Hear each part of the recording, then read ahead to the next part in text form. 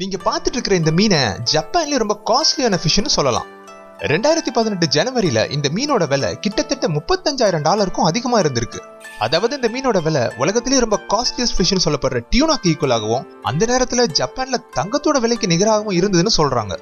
இந்த மீன்களை பிடிப்பது ஒரு நல்ல ஆரம்பமா இருந்தாலும் இதை குட்டிகள்ல இருந்து சந்தைப்படுத்துற அளவுக்கு வளர்க்கறதுக்கு கிட்டத்தட்ட 1 வருட கால உழைப்பு தேவைப்படுது. சோ ஜப்பான்ல இந்த மீனுக்கான தேவை ஏன் இவ்வளவு அதிகமா இருக்கு? வாங்க தெரிஞ்சுக்கலாம். இந்த சேனல் இப்பதான் புதுசா பாக்குறீங்கன்னா சப்ஸ்கிரைப் பண்ணிக்கோங்க. அப்படியே பெல் ஐக்கனை அழுத்திடுங்க. இன்னும் நிறைய இன்ட்ரெஸ்டிங்கான வீடியோஸ் உங்களுக்காக காத்துட்டு இருக்கு. பாரம்பரிய ஜப்பான் மக்கள் இந்த ஈல் மீன்களை கிட்டத்தட்ட 1000 வருஷத்துக்கும் அதிகமா சாப்பிட்டுட்டு இருக்காங்க. இந்த மாதிரியான சில ஜப்பான் உணவகங்கள் இந்த ஈல் மீன்களை கிட்டத்தட்ட 40 இருந்து 50 டன் வரைக்கும் ஒரு வருஷத்துக்கு சமைக்கிறாங்க.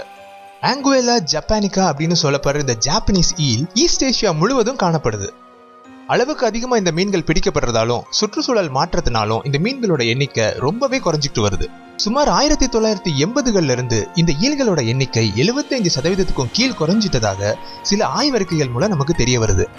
இந்த மீன்களோட எண்ணிக்கை குறைஞ்சு இதோட தேவை ரொம்பவே அதிகரிச்சதால இந்த மீன்களோட விலையும் படிப்படியா உயர்ந்து வருடத்திற்கு 2 அல்லது 3 மடங்கு விலை உயர்த்தப்பட்டு புதிய உச்சத்தை தொட்டுது. வேற எந்த மீன்களை மாதிரியும் இந்த ஈல் மீன்களை மீன் குஞ்சுகள்ல இருந்து விலைக்கு வாங்கி வளர்க்க முடியாது. இந்த ஈல் மீன் குஞ்சுகள் காட்டு பகுதிகள்ல இருந்து பிடித்து வரப்பட்டு இந்த மாதிரி மீன் பண்ணைகள்ல வளர்க்கப்படுது.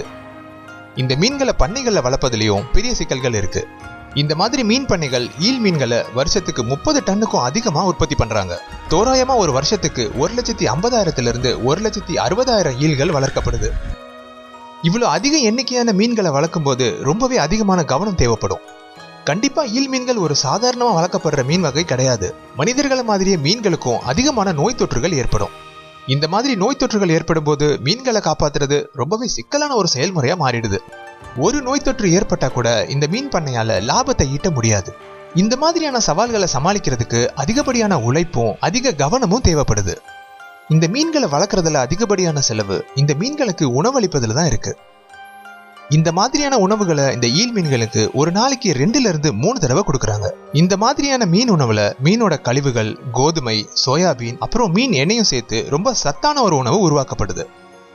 1,50,000 மீன் குஞ்சுகளுக்கு சாப்பாடு கொடுக்கறது ஒரு சாதாரண விஷயம் கிடையாது. எல்லா மீன் குஞ்சுகளுக்கும் சாப்பாடு கிடைச்சிருக்கான்றதை உறுதி செஞ்சுக்கணும். இது ரொம்பவே கஷ்டமான விஷயம். 6 முதல் 12 மாதங்களுக்கு அப்புறமா இந்த ஈல் மீன்கள் முழு வளர்ச்சியை அடையுது. இந்த மீன்கள் பிடிக்கப்பட்டு அதோட வளர்ச்சிக்கு ஏற்றபடி தரம் பிரிக்கப்படுது. மீன் பண்ணைகளை வளர்க்கப்படுற இந்த ஈல் மீன்கள் கடைசியா சில உணவகங்களை சென்றடையுது. இந்த மாதிரியான உணவகங்கள் ஈல் மீன்களை கிட்டத்தட்ட 150 வருஷமா அவங்களோட சிக்னேச்சர் டிஷ்ஷா வச்சிருக்காங்க. இந்த ஈல் மீனுக்கான தேவை ரொம்பவே அதிகமா இருப்பதால இந்த ஈல் மீனை கொண்டு செய்யப்படும் உணவுகள் ரொம்பவே அதிகமான விலைக்கு விற்கப்படுது. இந்த டிஷ்ஷோட பேரு கபயாக்கி. இந்த உணவு பார்க்க எளிமையா இருந்தாலும் இந்த உணவை செய்யறதுக்கு கிட்டத்தட்ட 1 வருட கால பயிற்சி தேவைப்படுது. இந்த மீன்களை சரியா வெட்டுவதற்கும் அதை சரியா குச்சிகள்ல பொருத்தி அதை சமைக்கிறதற்கும் கிட்டத்தட்ட 3 வருட கால அனுபவம் தேவைப்படுது. நீங்க இந்த ஈல் மீன் சமையல்ல மாஸ்டர் செஃப் ஆகணும்னு நினைச்சீங்கன்னா உங்களுக்கு கிட்டத்தட்ட 8 வருட கால அனுபவம் தேவைப்படும். இந்த மாதிரி ஈல் மீன் உணவுகளை செய்யறதற்கு உயிரோடு இருக்கிற மீன்களை தான் தேர்ந்தெடுக்கிறாங்க. உயிரோடு இருக்கிற மீன்களை ப்ராசஸ் பண்றது ரொம்பவே ஒரு கஷ்டமான விஷயமா மாறிடுது. முதல்ல அந்த மீன்களோட எலும்புகளை பிரிச்செடுக்கிறாங்க. அப்புறம் இந்த ஈல் மீன்களை சரியான விகிதத்துல துண்டுகளா பிரிச்சிடுறாங்க. அப்புறமா இந்த துண்டுகள் ஸ்கியூவர்னு சொல்லப்படுற இந்த குச்சிகளை சொருகிறதுக்கு தயாராயிடுது. இறுதியா வெட்டப்பட்ட இந்த துண்டுகள் கிரில்லிங்க்கு அனுப்பி வைக்கப்படுது. ஈல் மீன்களை கிரில் பண்றது ஒரு கலைனே சொல்லலாம். ஒரு செஃப்பால இந்த கலையை சாகர வரைக்கும் கத்துக்கிட்டு மட்டும்தான் இருக்க முடியும். இந்த கலையில ஒரு செஃப் மாஸ்டர் ஆகிறதுக்கு கிட்டத்தட்ட அவரோட ஒரு ஆயுள் காலம் தேவைப்படுது. இந்த ஈல்கள் கிரில் செய்யப்படும் போது மிக அதிகமான கவனம் தேவைப்படுது. இந்த ஈல்கள் எல்லா பகுதிகளிலும் சமமா கிரில் செய்யப்பட்டிருக்கிறது ரொம்பவே முக்கியம். இந்த மீனை சமைப்பதற்காக கொடுக்கப்படுற கவனம் இந்த உணவை காட்சிப்படுத்துறதுக்கும் கொடுக்கப்படுது.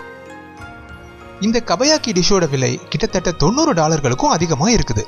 இந்த விலை ஈல்களோட விலையை பொறுத்தே நிர்ணயிக்கப்படுது. இந்த மாதிரி சிச்சுவேஷன்ஸ் கண்டினியூ ஆயிட்டு இருந்ததுன்னா இந்த ஈல் ரெஸ்டாரண்ட்ஸ் மூட வேண்டிய நிலைமைக்கு தள்ளப்படும். ஜப்பான்ல ஈல் உணவுகள் வருடம் முழுக்க சாப்பிடப்படுது. கோடை காலங்கள்ல ஈல் உணவுக்கான தேவை ரொம்பவே அதிகமாயிடுது. இந்த ஈல் மீன்களோட வியாபாரம் சிறு தொழில் செய்பவர்களின் பெரிய வாழ்வாதாரமா மாறி இருக்கு. ஆனா இந்த மீன்கள் அதிகமா கொல்லப்படுறதால ஜாப்பனீஸ் அரசாங்கம் 2014 இந்த மீன் இனத்தை என்டேஞ்சர்ட் ஸ்பீசிஸா அறிவிக்கிறாங்க. ஜப்பான் நாட்டுக்குள்ள ஈல் மீன்களுக்கு இப்படி ஒரு கட்டுப்பாடு இருக்கிறதால அண்டை நாடான சைனா மற்றும் தைவானிடமிருந்து ஈல் மீன்கள் இம்போர்ட் செய்யப்படுகிறது. இந்த காரணத்தினால ஈல் மீன்களோட விலை நாளுக்கு நாள் அதிகமாயிட்டு தான் இருக்கு. இதை கட்டுப்படுத்த ஜப்பான் அரசாங்கம் ரொம்பவே முயற்சி பண்ணிக்கிட்டு தான் இருக்காங்க. அதே நேரத்துல இந்த ஈல் மீன்களோட எண்ணிக்கையை அதிகரிப்பதற்கு தேவையான முயற்சிகளும் நடந்துகிட்டு தான் இருக்கு. என்னதான் இருந்தாலும் இந்த ஜாப்பனீஸ் ஈல்ஸோட வருங்காலம் கேள்விக்குறியா தான் இருக்கு. தேவைகள் அதிகமா இருக்கும்போது அதுக்கு கொடுக்கப்படுற விலையும் அதிகமா தான் இருக்கும். இதை யாராலும் மாற்ற முடியாது. ஸோ இந்த இன்ஃபர்மேஷன் ரொம்பவே இன்ட்ரெஸ்டிங்கா இருந்திருக்கும்னு நினைக்கிறேன். இந்த வீடியோ பிடிச்சிருந்ததுன்னா லைக் பண்ணுங்க, ஷேர் பண்ணுங்க, அப்படியே சப்ஸ்கிரைப் பண்ணிடுங்க. பக்கத்தில் இருக்க பெல் ஐக்கனை கிளிக் பண்ணுங்க. அப்பதான் நான் போற அடுத்த வீடியோட நோட்டிஃபிகேஷன் உங்களை வந்து சேரும்.